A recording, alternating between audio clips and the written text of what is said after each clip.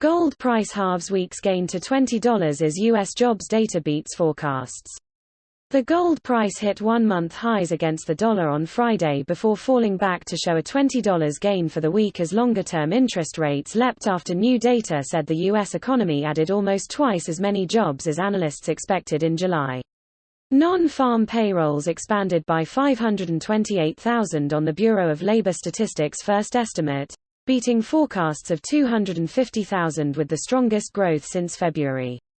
Global stock markets fell following the news, pulling the MSCI World Index 0.6% from yesterday's two-month high. Reaching towards $1,795 per ounce this morning, gold priced in the US dollar had touched its highest since the steep drop of 5 July, trading virtually unchanged from this time 12 months ago. But a 0.15 jump in 10-year U.S. Treasury yields to 2.84% per annum after the jobs data saw the gold price dropped back to $1,774 in dollar terms while holding firmer in sterling at £1,475 and euros at €1,746. Gold heads for third weekly gain on rising demand for havens, says a headline from Bloomberg.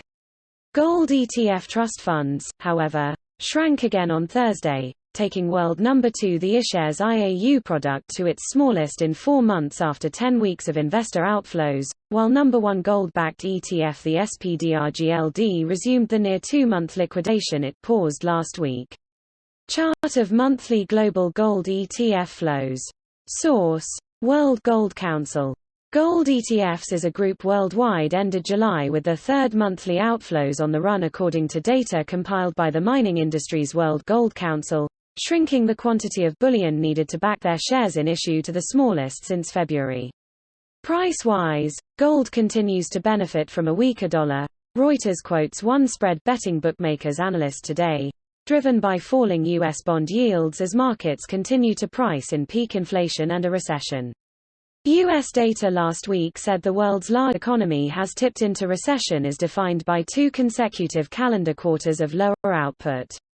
Employment in the services sector shrank marginally in July for the 4th of 7 months so far in 2022 on the Institute for Supply Management's PMI survey data, while the manufacturing sector shed jobs for the 3rd month running. July also saw the U.S. trade deficit in goods fall to its smallest monthly total since November below $100 billion, and U.S. crude oil stockpiles leapt last week, defying analyst forecasts and also suggesting weaker economic demand by reversing the previous week's drawdown.